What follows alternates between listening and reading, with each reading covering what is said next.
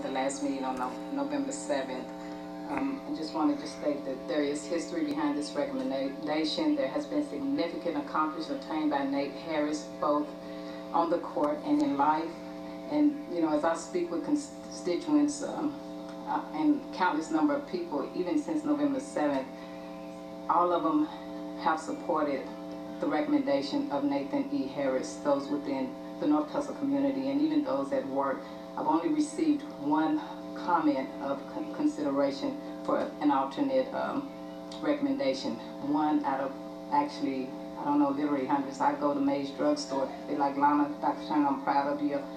That needs to happen. The student participation was there, and it even got increased with the petition, the signature listing that was provided. And I think that's wonderful. But equally wonderful to that is the community, the alumni supporters, the parents of the students, who many are recommending that the building be named in honor of Nathan E. Harris. Just reiterate, restate, there was compliance with policy and the processes to support consideration before us today. And I truly believe that Nathan E. Harris deserves this honor. And I know I'm not speaking out of turn when I say that I know Omar Conklin wants this to occur as well. Thank you. Certainly recognize that. As we mentioned at the beginning of the meeting, Ms. Copeland couldn't be here tonight. Other comments? I missed the last meeting, and I know there was additional discussion. When this meeting first came up, I said at that time, and it still holds true, that overall this is a real low priority for me. I'll say, first of all, my son plays football for Carver. I've been in stadiums all over Tulsa, and I can't tell you what one of them's called.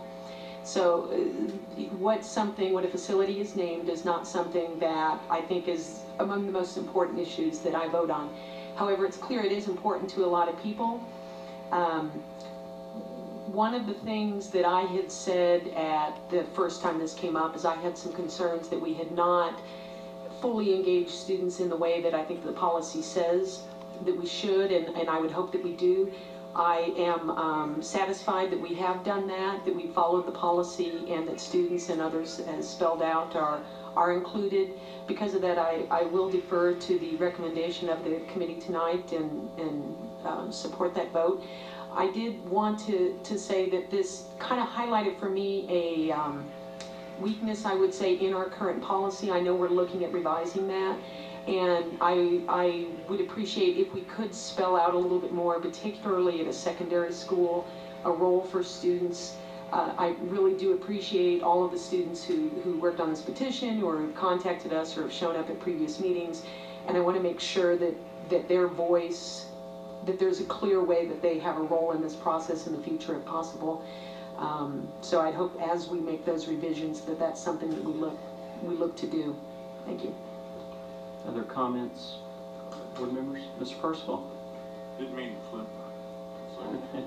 I just recall that 6 years ago when we built our last field house, it was at Rogers High School.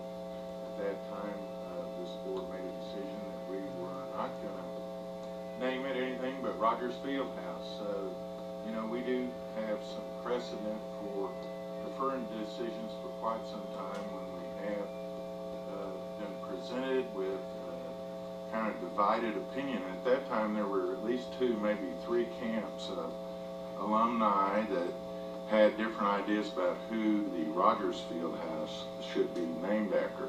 So I think it's worth acknowledging that bit of history as well. And any other comments? I think I'd like to make just some very brief remarks, and I mentioned this in February when we last considered this item. I don't know Coach Harris. My brother-in-law played for Coach Harris at Mason in the 70s and speaks very highly of him in the way he treated his players, and certainly his record does in fact speak for itself. I'm a little disappointed that this issue has been framed as a win or lose proposal. I do believe that the students had a good idea in terms of recognizing several different athletes, and I think it speaks to the history at Booker T. Not that it would be treated different, but that it's got such a rich heritage in terms of athletes and coaches that that one school has produced, certainly compared to the other schools within Tulsa Public Schools. So with that, I will, if there's no other comments, I'll call for the vote.